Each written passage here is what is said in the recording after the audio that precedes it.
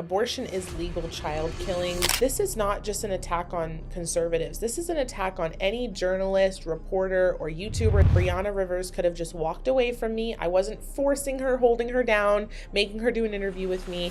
She could have just walked away and she would have never been a problem. The great Charlie Kirk, may he rest in peace, he said that the moment the conversation stops, that's when tyranny begins.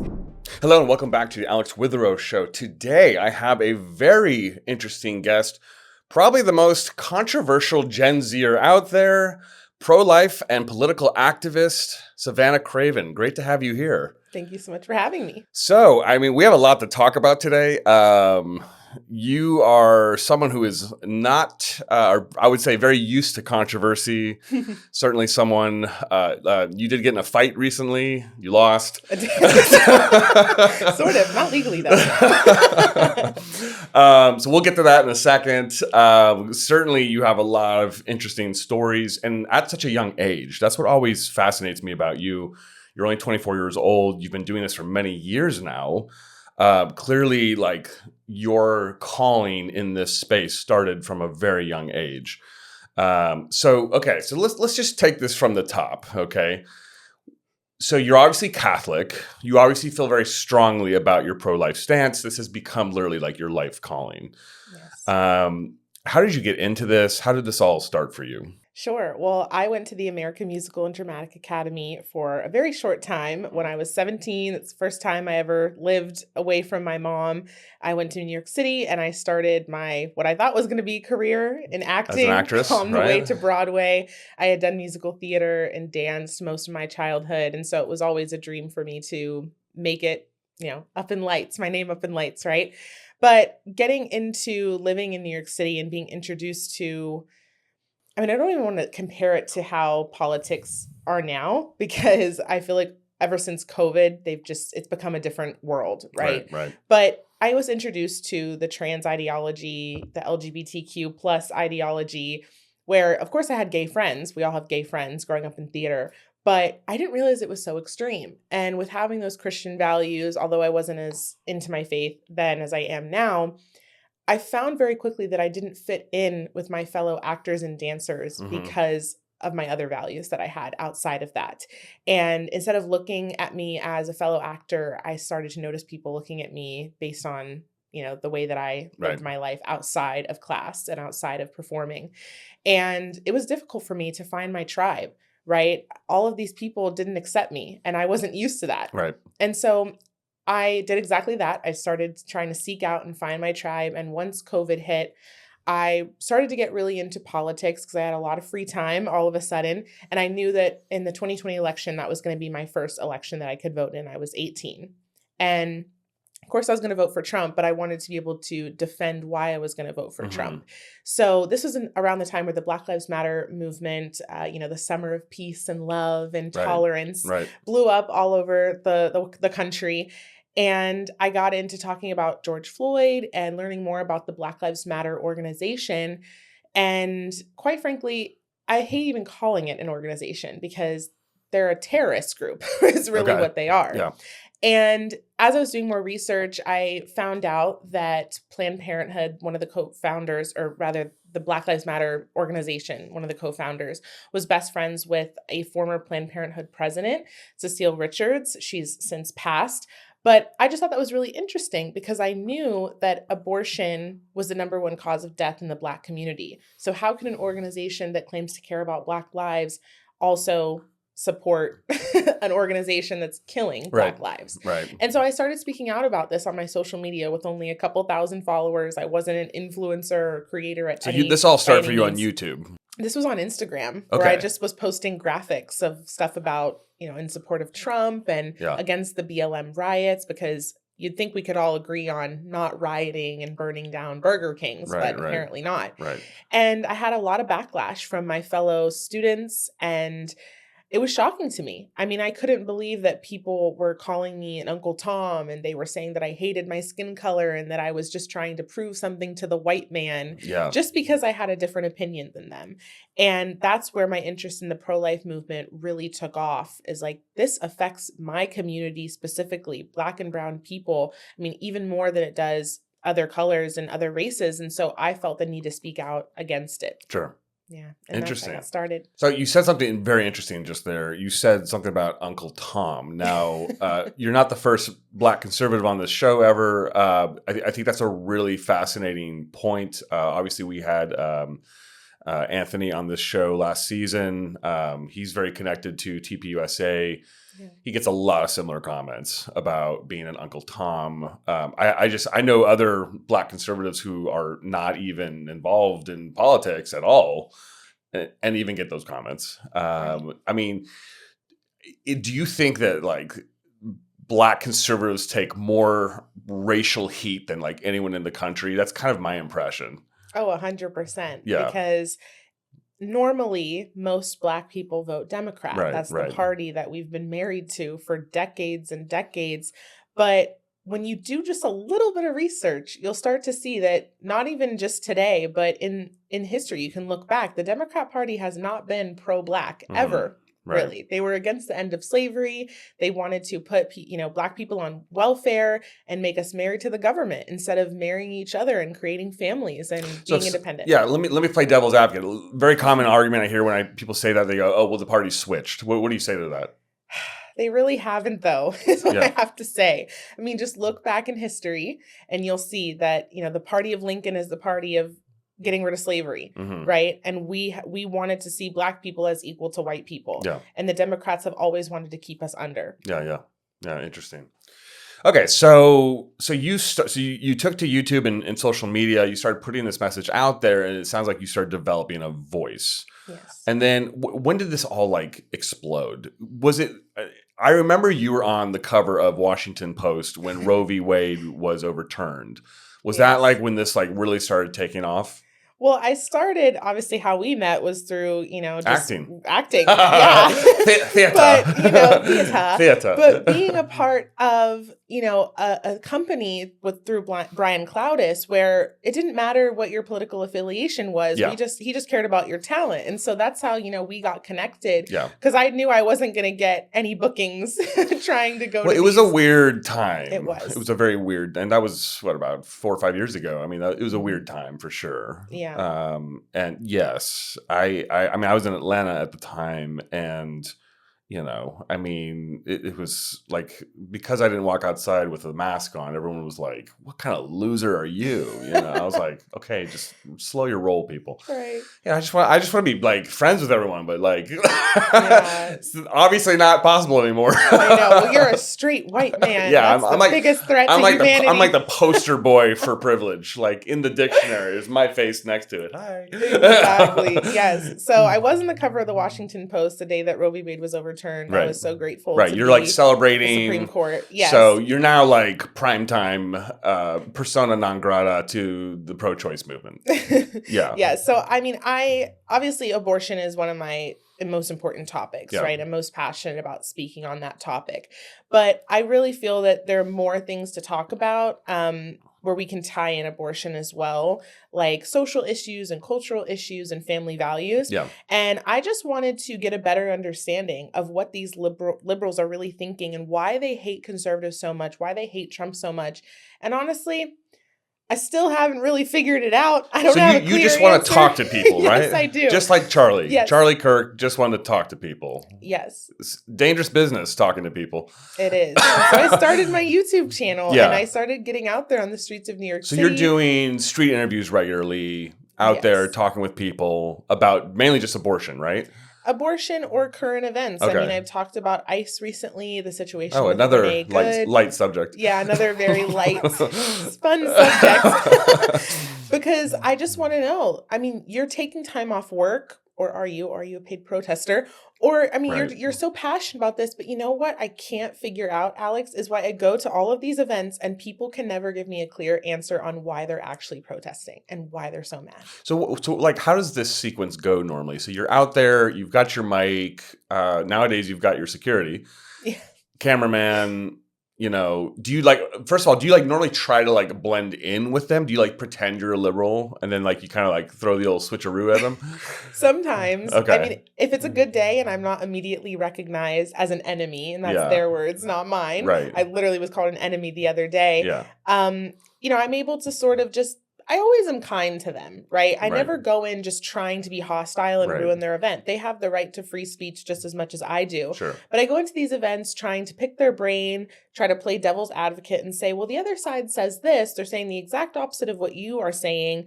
What do you think about that? Yeah. And I never get an educated answer on why they think the way that they do. And I think it's so sad to see so many people, especially older people, have so much propaganda that they've given into, where I've had liberals literally start bawling their eyes out about situations that aren't even true. And so I try to give people the real world, what's happening. I just have my cameraman film. I ask very simple questions like, why are you here? Why are you so mad? And try to get people's answers, because I believe that you're able to plant a seed and connect with people the most when you're face to face with them. Yeah. Yeah. And how's that going? Well, I mean, some ways it's going well. I've had some difficult interactions. Right. With So people. that's a good segue into your recent fight. So you're up in Harlem, right? Yes. Harlem, New York. Very welcoming place. Historically pretty black, though I've heard it's getting whiter. And you're just kind of doing your normal thing, right? Talking to people about abortion, and a girl clocks you. Is that right? Yeah, pretty much. I was just like any other day. Yeah. I was actually doing some interviews for the pro-life organization Live Action. Yeah. And we were talking about the 2023 to 2024 annual report from Planned Parenthood that had just recently come out. And we thought it was important to note that although they're called Planned Parenthood and they're supposed to help avoid pregnancy, before it happens, supposedly, that every single year their helpful services like cancer screenings, birth control, STI testing are going down, but yet their abortions are going up. And at the time, they were receiving nearly $700 million a year with our taxpayer dollars. Most people do not agree that your taxpayer dollars should pay for abortion, even people that identify as pro-choice. So I wanted to get people's thoughts on that. And that's when Brianna J. Rivers, my assailant, my soon-to-be assailant, would walk up to me. And we had actually a pretty good conversation. This is a difficult topic to talk about, whether you're pro-abortion or anti-abortion. And I understand that. It's not something easy to talk about. Abortion is not pretty. And I think both sides can agree on that. But there's a time and place, right? Where, like a UFC fight. Yes, exactly. It's like both of us consented to you punching me in the face. Right. Anyways, we start talking and things start to get a little bit, heated. I started maybe to think that she was post-abortive, which is why some people do get so upset.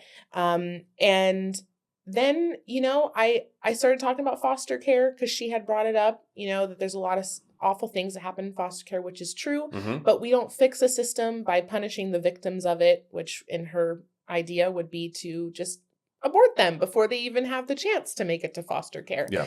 And foster care is actually for reunification with the biological parents. So children that are just abandoned at birth are not just being thrown into foster care. They will usually go through the adoption system. And there's 2.3 million couples waiting to adopt in the U.S. actually, and I also agree that that's difficult. I know. It's too expensive, right? Yeah, I know There's someone who's trying to. Reform, that needs to be done, but we don't just kill the babies that need families, in order to fix a system that didn't work under Roe for nearly 50 years. And so, she gets really upset, and she said that, I asked, should we just kill the kids in foster care so they don't struggle? And she said, why not? That was her response. Okay. And that was very shocking to me. Right. Very, very outlandish statement, I would say. And I said, okay. And she starts, making fun of Christianity. She's mocking me. And I just said, well, I'm not the one who said we should be killing kids in foster care. And she says, that's not the point. And she draws her fist back, punches me once in the middle of the forehead. And then she punches me in the eyebrow with her phone, which caused a very large gash. I had bleeding all over my face. Wow. And it was the most shocking thing ever because I've had so many conversations where people are screaming at me, cussing me out. Never did I think that she was going to assault me. Right. Yeah. Right. So Insane. what's going on with the legal situation on that? Yes. So I did try to, pursue a criminal case, Hmm. but unfortunately, I was failed by the Manhattan DA, which is notorious for Is that Alan caring, Bragg? yes, Alvin Bragg. Alvin Bragg, yeah. Yes, caring more about criminals than Well, I victims. mean, Nothing that's new. not a big surprise. Yeah. Right. Um, And they, quote unquote, missed a key filing deadline. So they failed to submit the evidence, the 20-plus-minute video from start to finish of her, our so the conversation and then her assaulting prosecution me. Yes. failed to meet a deadline of Hmm. submitting evidence. Correct. Yeah, it was a big So this accident. is like a Yeah. negligence thing they're claiming. Yes. Interesting. And after doing further research, I realized, or I come to find out that my DA that was assigned to my case Yeah. is not even a member of the New York bar. He's just a simple law school graduate, and he was able to take on my case under something called a student practice rule. But that's usually only supposed to be used for very minor offenses, not an internationally Yeah. recognized and covered assault case. Yeah. Right? Yeah, this was like in the news all over the place. Yeah, it was on Sky News Australia. Like Yeah. this hit all around the globe. Yeah. Because I And- did a simple Google search of your name and it was like, like, Yeah, yeah. Savannah Craven Punch is like the second thing after Knocked you type in out. Savannah Craven. I'm Yeah. like, great, awesome. Yeah. I'm more than that, though. I'm more than just. You're the girl forever that going to got be known punched as in a the lover, face. not a fighter. Exactly. That's me.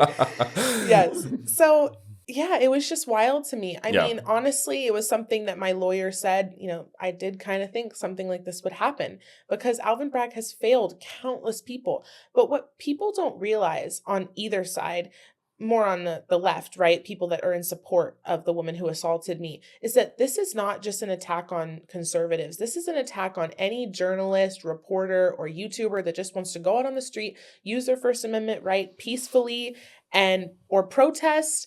And if you get assaulted or something even worse happens, Alvin Bragg's not going to care if it doesn't Right. fit his ideology. And that is not what you promise when you become a lawyer, is to favor political parties or personal opinions.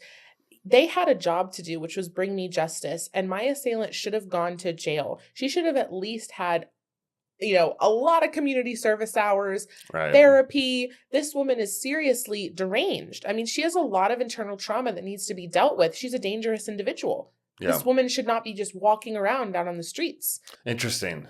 So in your experience, you definitely experienced a politicized justice process. I believe 100%. Yeah. I mean, because imagine, I can just ask you if Right. this would have been the other way around. Right. If I clocked a pro-choice person, Yeah. right, they'd probably I'd probably have my toenails ripped Yeah. off. Oh my gosh, pro-lifers are so violent. They Yeah. hate women. Yeah. Yeah, So interesting. doesn't match with their ideology. So they couldn't prosecute a pro-abortion person. So, I mean, I'm just thinking, like, devil's advocate, say, like, oh, well, you're asking for trouble going up to New York City and, doing pro-life work. What would you say to that? I mean, the great Charlie Kirk, may he rest in peace, he said that the moment the conversation stops, that's when tyranny begins. If we live in a country like America, which is supposed to be the free world, and we can't even have conversations without you just thinking, I'm trying to stir up trouble. Even if I was trying to stir up troubles, get a reaction out of people, rage bait, people love to call me a professional rage baiter. Well, you know what? Abortion and U.S. politics is very enraging. But guess what you can do? If you get frustrated, you can just walk away like an adult. At any point, Brianna Rivers could have just walked away from me. I wasn't forcing her, holding her down, making her do an interview with me. Right. She could have just walked away and it would have never been a problem. It's a really interesting point, and that you bring up Charlie Kirk and like what he said about with this. As soon as we stop talking, that's when it really gets bad in the country. So you knew Charlie, right?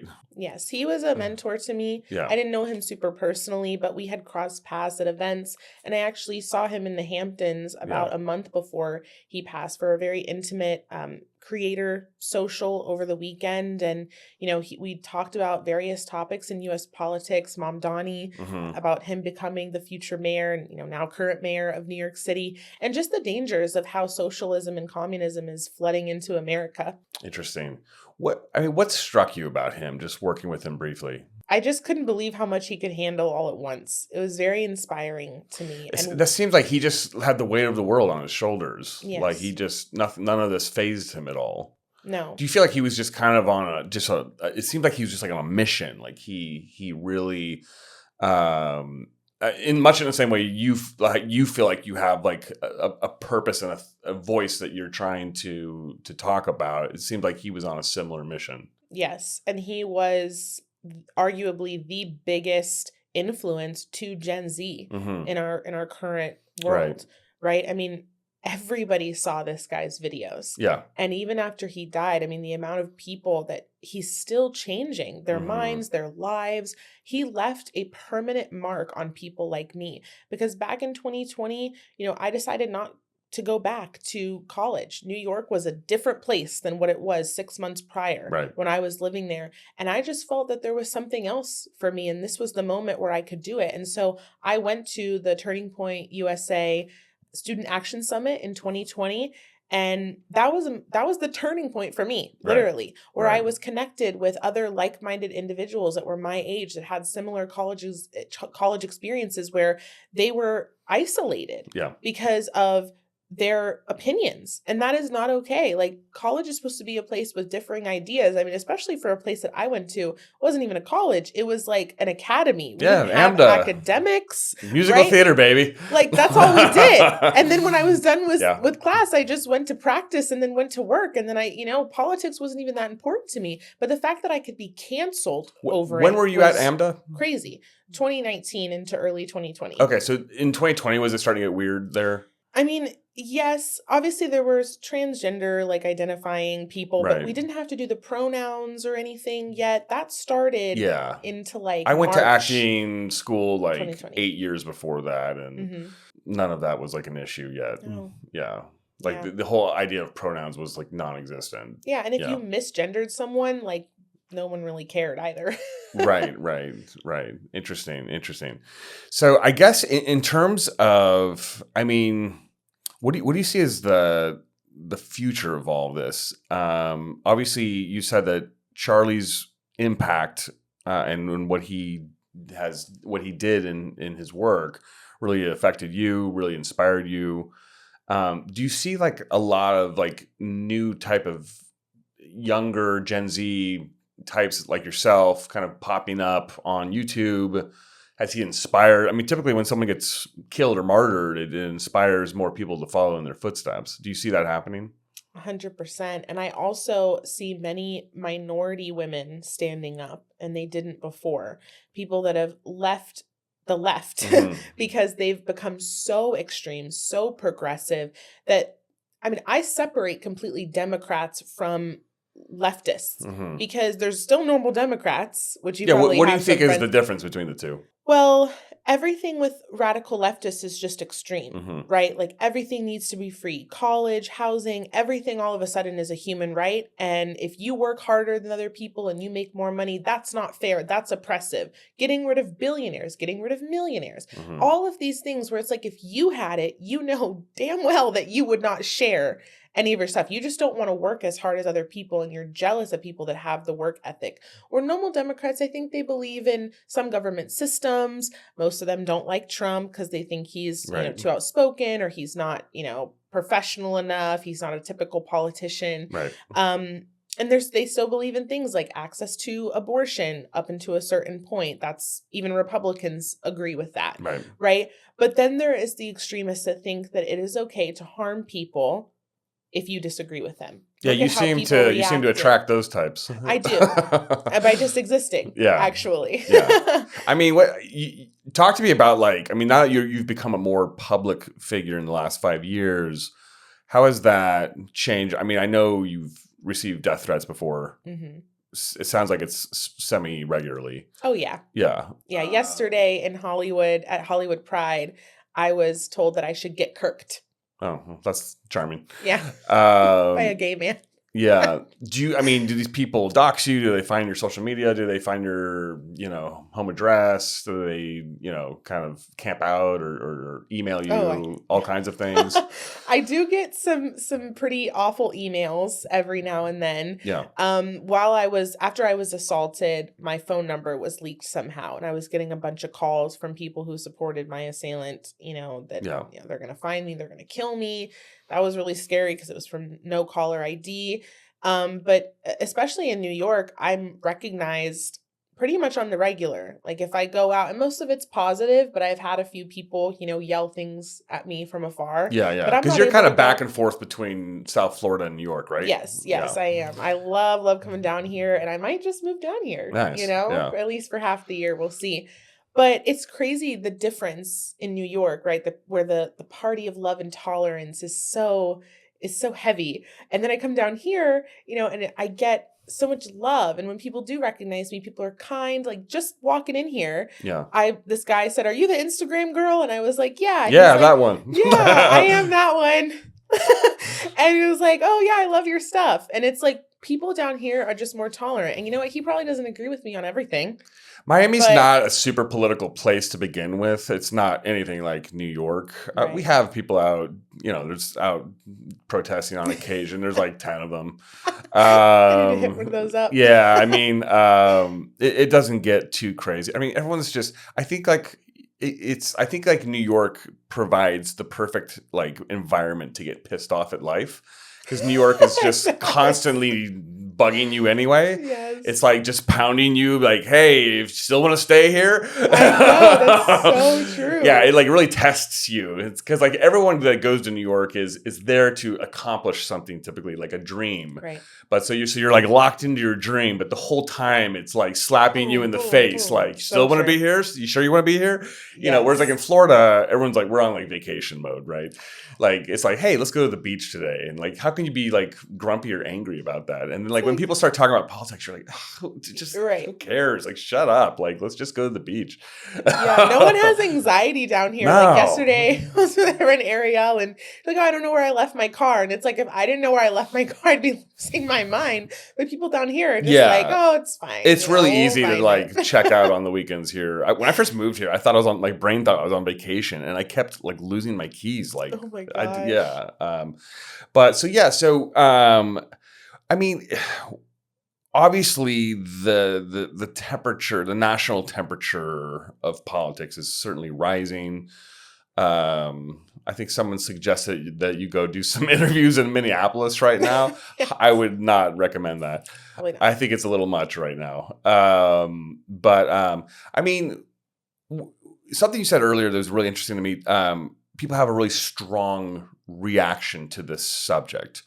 What is it? Like, what is it that really hits a nerve with people about this topic? I mean, obviously there's obvious things, but in my opinion, like, I mean, the whole ICE thing right now is certainly a hot topic, but I feel like the abortion topic like hits people on a very visceral level. Right. What is it? Even just trying to have like a normal conversation about this, whether you're pro-abortion, pro-choice, whatever. Even I find just even like calibrating the conversation to say like, hey, like maybe we shouldn't do this in the third trimester, or maybe we should do this in up until first trimester, whatever. Even that conversation is very hard to have, right? So why does this hit people so hard? Well, I believe it's a spiritual battle Mm-hmm. at the end of the day. I mean, abortion is legal child killing. We cover it up with this word abortion, but abortion is murder, Mm-hmm. okay? And both sides know that. Abortionists know that. Everyone at Planned Parenthood knows that. But we don't treat it like it is, because we cover it up with, well, it's the woman's choice. We dehumanize this growing child, or we were all a fetus once, okay? Everyone you love was once a fetus. And we use these dehumanizing words and terms and try to act like this beautiful life, this creation, no matter how they came to be conceived, right, is a gift from God. And if you take God out of the equation and say, oh no, this child is a mistake because they're an inconvenience to me, Right. then, I mean, you kind of just open the door for doing anything, whether it's okay, whether it's not, whether it's sad, whether it's not. Right. And so that is what gets people so up in arms, because I believe we all are made in the image of God, whether you follow Christ or not. And so we have this thing inside of us that most other creatures don't have. We have it on the highest level, and that's empathy. It's connection, especially with people who we are biologically related to, and especially the relationship between a mother and the child that is growing in her womb. Mm-hmm. Interesting. So do you think that most of the women that you really get under their skin have had an abortion? Yes. Yeah. Definitely. And do you think they feel guilty about it? Oh, 100%. Yeah. I mean, the chance So that's that really you, the issue. right. Yeah. And they can't forgive themselves, or they were told by the leftist media, the leftist movement, or just Planned Parenthood themselves, like, oh, well, it wasn't really a child yet. Right. You know, this is going to make your life better. You made the right decision for you. And many women, this is not just me saying this, I've talked to so many post-abortive women, they leave feeling like, they wonder for the rest of their lives, what would have been, right? What did I just do? Some women walk out of that appointment and they go, what in the world did I just do? Because we know we're not stupid. No matter if this child is 8 weeks gestation when we abort them, or whether they're 40 weeks gestation when we abort them, that is a child growing in your womb. And it does not matter their size. They're a human being. Science tells us that. It's not some religious thought. This is basic embryology that you learn in 5th grade. And the fact that we have ultrasound. I didn't learn embryology in 5th grade. Oh, you didn't learn about the maybe came later, but definitely not when the sperm meets the egg. Well, maybe that part. Yes. And so, you know, the fact that we've been able to, especially in this day and age with ultrasound technology, we've been able to dehumanize a child when this child on the ultrasound, this thing on the ultrasound looks like a child, moves like a child, does all the things that a little baby does, yet we still can look at it and say, that's not worthy of life. Yeah. It's disgusting. I think, so you mentioned something interesting. You said that women quietly will come to you later and express regret for doing this. I mean, I would imagine that's a very emotional conversation. Sure. And it's probably heartbreaking for both of you. How do you feel like women are ashamed to admit that? Yes. Yeah. Because, I mean, to admit out loud that you took part in the murder of your child, I mean, that's the most unnatural thing that anything can do is kill your own young, right? But we've normalized it. And there's even campaigns like Shout Your Abortion where we're celebrating how many abortions we've had. This is how far gone we've come as a society. And a lot of women will DM me and they'll tell me how they feel about the content that I make. That yes, I call abortion murder. I call it child sacrifice. I don't try to dance around what abortion is because that's not helpful. Call it what it is. We have to treat it like it's murder or people aren't going to take us seriously. And for me and many of my, my fellow pro-lifers disagree with me on this, but I believe in fully criminalizing abortion.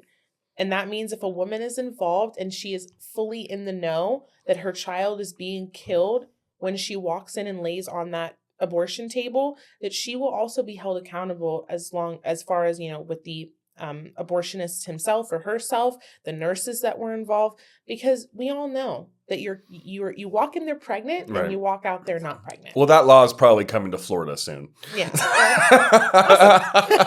If Ron DeSantis can push the envelope on anything, I'm sure he would love to do that. Then somebody told me, well, then like half the women will be in jail, and it's like, well. You're like, lock them up. I heard. Sorry. This episode is going to turn everyone's. It's going to be insane. Yeah, it's going to. Hey guys. This is going to curl everyone's toes. It doesn't matter who you are. But it makes sense. If it's murder, yeah, we have to treat it like murder, and everyone involved has to be held accountable at some level. Right. So let me ask you, in terms of just what's happening in legislation throughout the United States. Obviously, Roe v. Wade was overturned. It's up to the states now to determine the laws and what's happening. Do you think this is an issue where people feel like it's worth moving over? Like, do you think people feel strongly enough about? I mean, in my opinion, I think this country is moving in a direction where we're turning into federalists on steroids. Like the states' rights are getting so strong, but each state is getting like one. California is going this way, and Florida's going this way to the max. Do you think that like this is a subject people would move over? And also, like, you always hear the argument that, oh, well, illegal abortions are going to happen one way or the other, even in, red states. Do you like, what would you say to that? Right. Well, just because something illegal is illegal doesn't mean that it's not going to happen. People break the law all the time, from jaywalking to owning guns illegally to, stealing things. We don't just make everything legal just because people are going to do it anyway. The thing is it's going to happen way less. And so we have seen in states where they're criminalizing abortion, or they are taking, the ability to get an abortion, they're making it only in the first trimester or only up until you can detect a heartbeat. And we're seeing less abortions happen. But now what we're seeing, and this is part of the Biden regime, is that he wanted to get these abortion pills available and distributed throughout the whole country, even in states where abortion is illegal, like Hmm. Texas, Oklahoma, here in Florida, it's very restricted. And so in every state, even the most conservative states, there are pills coming in from India, from Mexico, from pro-abortion states where women are getting abortion pills and they're doing at-home abortions. And so we have so much work still to do. There's actually more abortions happening now than there were before Roe v. Wade, because states like New York and California, Mm, they had, these trigger laws that kicked in to where now abortion is just available through 24 weeks or even up until the moment of birth. right. And that is what's so dangerous about this. I mean, if we have a federal decision that murder is wrong and it should be illegal, if abortion is murder, again, I keep saying this, that should also be a decision. Trump, just get rid of abortion, Yeah. period. Yeah. Interesting. I heard a stat recently, and I don't know if this is like just internet fake news or what, but that 1/3 of Gen Z has been aborted. Is that real? Yes. Wow. Yes. 1/3 of Gen Z has been aborted. That is Yes. crazy. Yeah. It's terrifying, and it's so sad to think about, especially with, I mean, imagine just sitting in a classroom and like a third of those chairs being empty for Hmm. all the children who didn't make it. Yeah.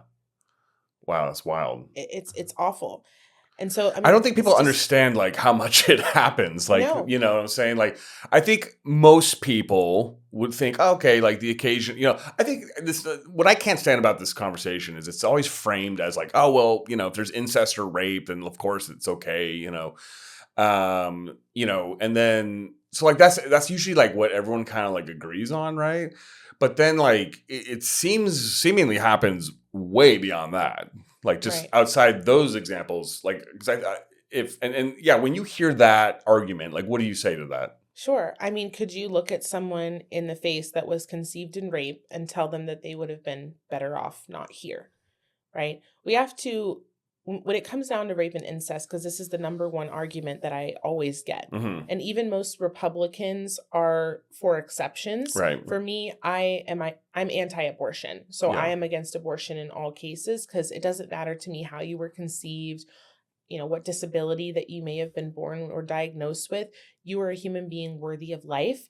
And when we're looking at rape and the woman has conceived, there is now three people involved in this situation. There's two innocent parties and there's one guilty party. Hmm. The baby is not the guilty party. The Right. rapist is, obviously. Most rapists don't get the death penalty. Most rapists don't even get prison for life. Okay? So why would we kill a child for the crimes of their father? If my dad goes and, steals from a store Right. tomorrow, should I be the one who's arrested? Absolutely not. And so why are we punishing this child just because of the way that they came into this world? Right. And Right. this is, again, where it comes down to a spiritual battle. God is not going to give you something that you cannot handle. He Hmm. told us that, right? You can do all things through Christ Yeah. who strengthens you. And we also, as pro-lifers or anti-abortion people, do not say, well, now that you have this child, even if you consensually, conceive this child or it was rape, you have to parent this child and raise them for the next 18 years.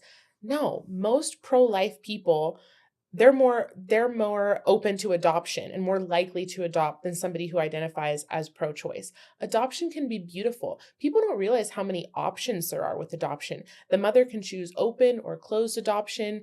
They can decide, the parents, right, and decide how they want to be raised. Like if the woman is Christian. She wants her child to be Mhm. raised in a Christian household. She gets that choice. And so, yes, it's difficult to graciously give your child to adoptive family. Yes, it's difficult to have this sprung on you when you, especially when you didn't even consent to sex and you were raped and you have to go through the trauma of that and dealing with that. Mhm.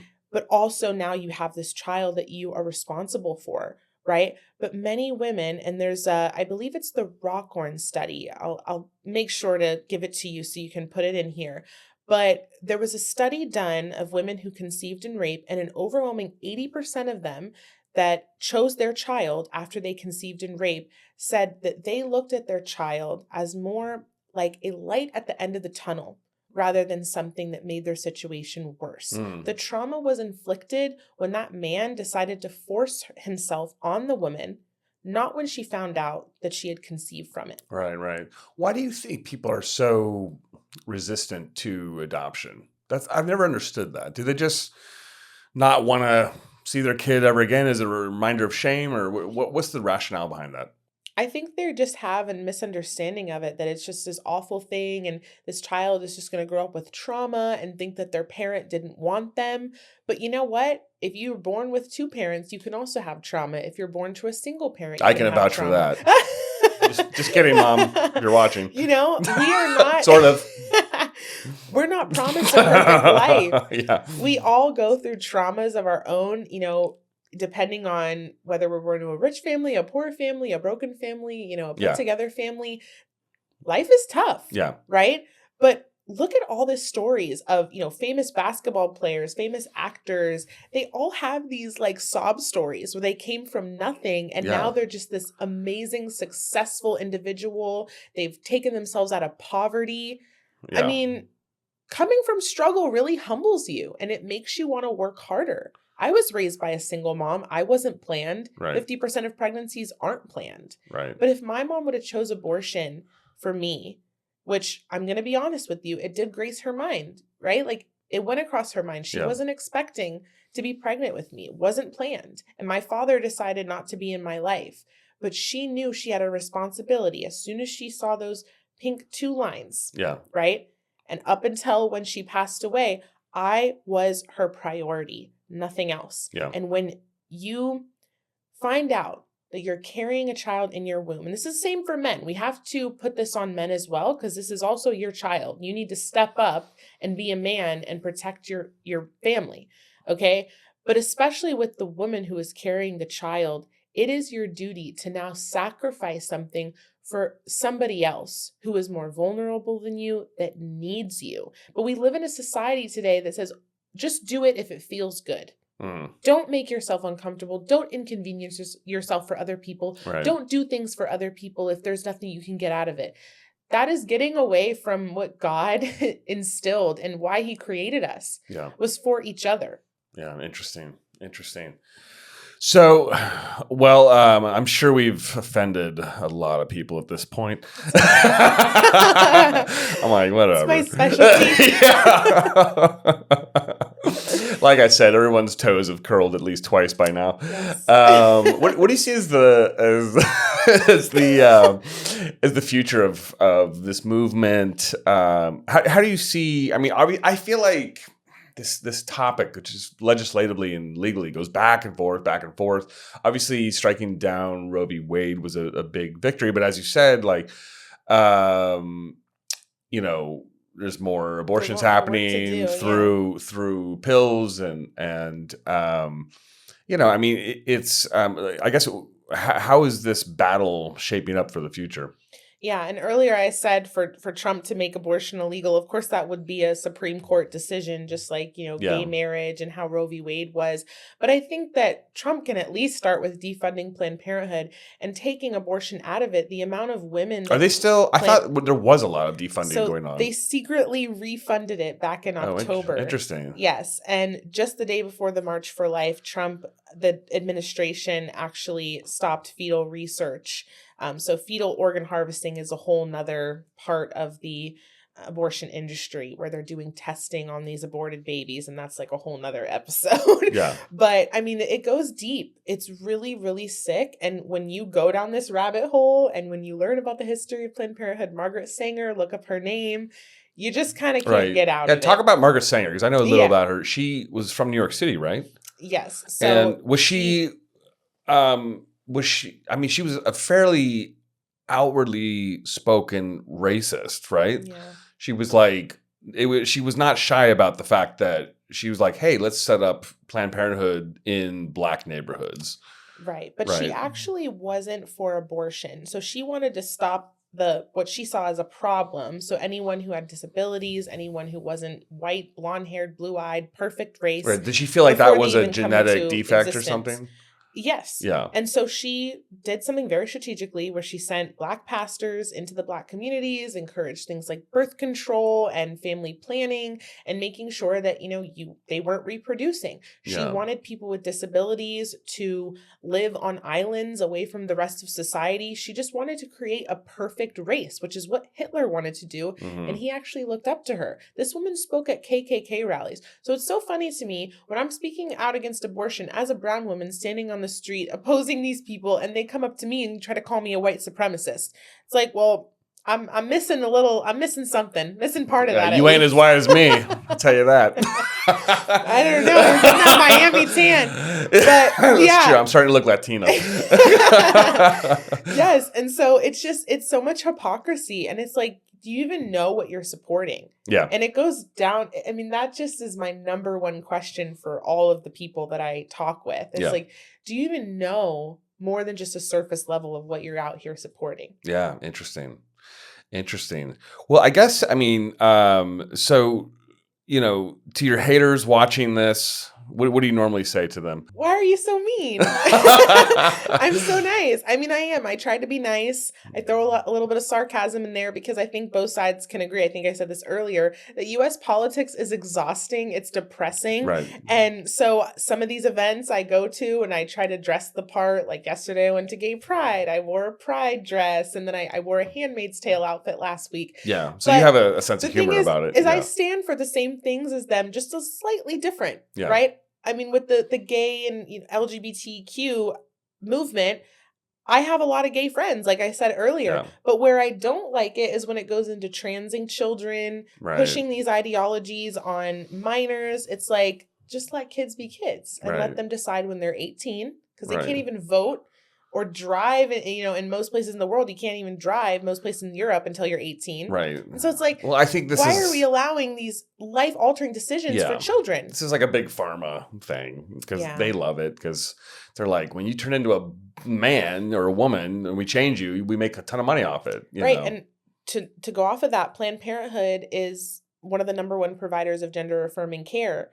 And so if they can stop, you from even getting pregnant and just basically ruin your body before you even get to the time where you can have a child. Do you ever hear from that side of the fence in terms of trans people who have transitioned? Like, do you ever? I'm just really trying to offend everyone today. Yes. So let's talk about trans people. No, but I mean, do you ever hear about that? Yes. I mean, I've gone to Trans Day of Visibility protests. I go to Gay Pride and stuff, and I get labeled a transphobe. And it's like, I don't know where you're getting that from. I don't believe that a man can be a woman. Right. I don't believe that a woman can be a man. Right. You cannot physically or scientifically change your gender. And if I didn't have a dress on, that doesn't now make me not a woman, right? A piece of clothing doesn't make you a woman. I wouldn't believe if you were a woman if you put a dress on, Alex. I'm sorry. This is all man right here. Such a transphobe. This is 100% male. And so ain't going back. Live in reality. And there's one reality, and that's the truth. So we live in a world nowadays where people think there's like alternate realities, Right. and like you can just live your life and speak your truth, live Right. your truth. No, there's one reality, and that is that there's two genders. There's very small percentage of people who are intersex. And even in those situations, there's one gender that is more prominent than the other. Yeah. And it What can is be an obvious. intersect? Intersex is when you are So, for example, you could be born with a vagina, but then inside you could have testes, Okay. right? So it's like a sort of a mix. Yeah. But on the outside, I do know somebody who's intersex personally. And she also, so she doesn't have a uterus. She was born with testes, which were actually unfortunately removed when she was a baby because it was something that they weren't super familiar with back when she was born. Yeah. I believe she's in her 30s. And the doctor just said, if it was me, I'd just remove the testes. Like, it's obvious she's going to be a girl. She has female There's a dominant parts, but yeah, was missing the reproductive organs. That's weird that that but happened. she also went through puberty as a woman. She has a very high-pitched voice, like as most women do. Right. And she developed breasts. And so there can be, of course, there's, there are areas where, there's nuance a little bit with the intersex community, but you are not born a fully perfect male with all your working parts and then come to me and expect me to look at you as a woman just because you shaved your beard and you grew your hair out. Yeah. Like guys can't have long hair. Yeah. What? Yeah. No. And then it's on top of that, because I don't care if you want to do that. Live your life, queen. Like, do what you're going to do. Yeah. But then don't force it on me that I have to recognize your pronouns and I have to invite you into my locker rooms, my bathroom. I will never forget. I'm forever traumatized. I had to change in the locker rooms at AMDA with a trans individual, a fully grown man with a deep voice as yours. Thank you. Yes, who identified as a woman. Right. And started calling himself Clara. Right. See, I'm name dropping now. Yeah. And this one's for you, Clara. We just offended another person. Right. I actually had to block Clara because he came after me and was like harassing me on social media. Add him to a list. Year. Yeah. Yeah. But it's like you can live your life, but you just don't force your ideology down my throat that I have to invite you into my locker room. And this goes into little girls being forced to play with biological men that are much stronger than them. Leah Thomas and Riley Gaines, that situation. Yeah. Right? That is not okay. This man sucked as a man when he was on the swim team. And now he's a champion once he gets on the women's team. Well, why? Because he's like this gigantic, Michael that's Phelps, that's the part of the whole trans debate that I think is just hilarious. And like even like in the Olympics, like in the last Olympics, like the girl, the quote girl that won, the boxing gold was like a guy and beating the crap out of women. And I'm kind of like watching this and I'm like, how are we okay with this? We're not. But people are afraid that if they speak out, they'll be labeled with these things: transphobe, homophobe. People can even lose their jobs, their reputation. Yeah. No, that's a real thing. For coming out and speaking out against it. Totally a real thing. Totally a real thing. I mean, yeah, it's interesting because we've had our compliance tested quite a bit in the last 5 years. You don't really see that so much in South Florida, which is kind of nice. Like I said, it's not too political down here. But, I mean, if you're up in D.C., if you're in New York, if you're in, I guess, Minneapolis these days, ground zero for God knows what. I mean, I'm sure that you feel that tension with employers, with, all kinds of people. Right. Everyone has a strong opinion these days, which is one thing I've noticed, but very few people can actually back it up with facts. See, what I notice on the left is everything is just a lot of feelings. Well, I feel like, after they'll say Trump is racist. Well, what did he say that was racist? I just had a video go viral, over 4 million views on Facebook and Instagram. I mean, this little girl comes up to me at a college a week and a half ago, and she's telling me Trump's racist and can't name one single thing that he said. If you're going to call someone a very bad name or a rapist, say that, they've raped. I know I have to say that on here. There's no way YouTube is letting this fly on full strength. I like 10 minutes into this, I was like, I'm getting like another. I'm getting flagged. I didn't. I'm definitely getting flagged on this. My channel gets flagged all the time. I get like people on this show that like piss off YouTube regularly. Dang. It doesn't even matter what you're talking about. I mean, it could be. I mean, we get people on this show that just talk about like just crazy things. Yeah. Which I love talking about crazy things, but YouTube does not like it. So I'm probably gonna have to like open up shop on Rumble at some point, just because the YouTube is just it's too milquetoast. They're just so fussy about what goes out. I can't even believe they let you on YouTube. I would have Well, thought you were like long banned by now. in the first 10 minutes, you can't cuss or say anything super like erotic or have like, Yeah. pornographic type Yeah, we've photos on failed that there. test on this channel before. You have to do the little bleep. Yeah, we failed. Switch it around. We failed that test a few times. But yeah, no, very touchy platform. Yes, for sure. Even like when I thought, we had a psychologist on here recently. We were talking about trauma. I thought that was like, no, they don't like that either. What? They don't like that either. That's They're crazy. fussy about that. They're like, no trauma talk. No, we don't like the T word. I'm like, my gosh. Oh, dang. Everything's a slur nowadays. Yeah, they're so fussy. They're so fussy. So I would imagine you would have been like long kicked off YouTube by now. No, they've kept me. Wow, I don't that's know, amazing. Maybe because it's my Black privilege. Oh, that's it. They see me and they're like, this. They're like, F this white guy. Like, screw this guy. He thinks he's just the king of Miami. Screw him. Right.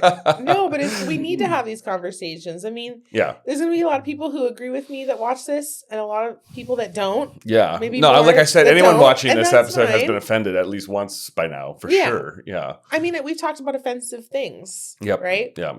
No, I think your point too that it's important to get back to conversation is really important because I think that it's funny. I'm trying to think when this started happening because I'm a little older than you. I think this kind of speech control thing started happening during Obama's presidency. Mm.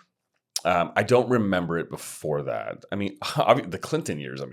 Clinton years were awesome. It was crazy. I mean, the 90s were, So I was a teenager back then. I mean, dude, if you watch comedy or like SNL in Living Color was like, I don't know if you probably don't remember that, but like that's where Jim Carrey got his start. Mm-hmm. I mean, that comedy sketch show was hands down the funniest thing I have ever seen. Because you could make fun of people. Oh, it was wild. And everybody just laughed. It was wild. I mean, it was crazy wild. Yeah. I mean, they were saying things that were like, holy, like by today's standards would just be like blow people's head. Oh my goodness. We need to get back to that. Oh, totally. I miss those days. The 90s were hilarious. Yeah, like when Clinton was president, nobody cared. I mean, anyone just said anything. I think it started happening.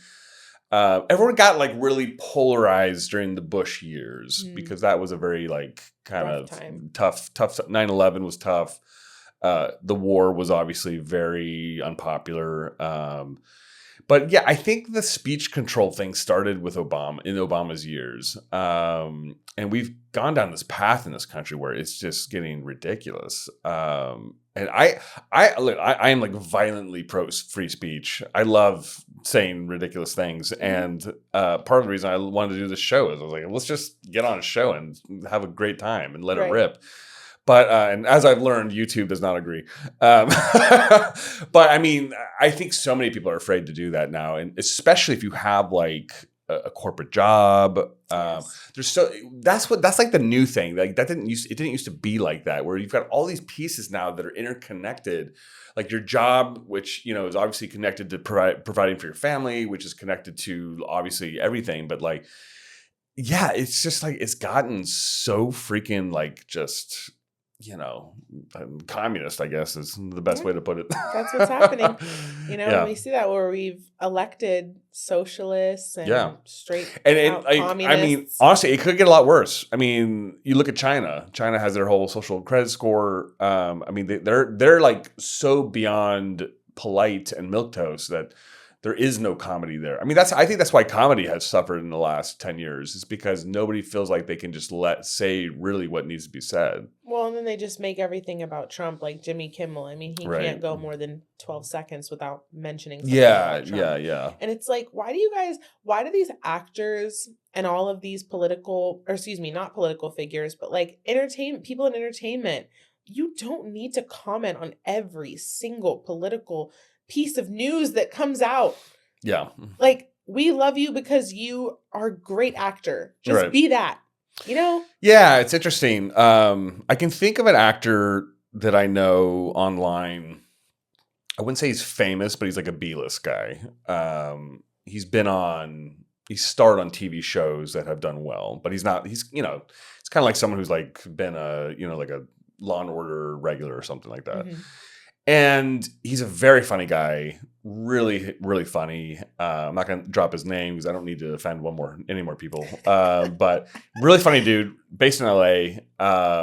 So that limits it down to about 1 million people.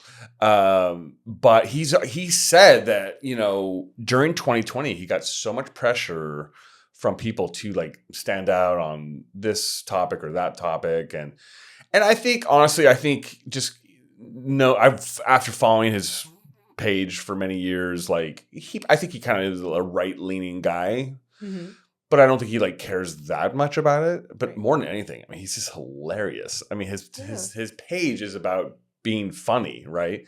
And he basically said, he's like, look, I've made the decision that I want to bring joy into the world, and yeah, I have my own political like opinions, but I just don't want to.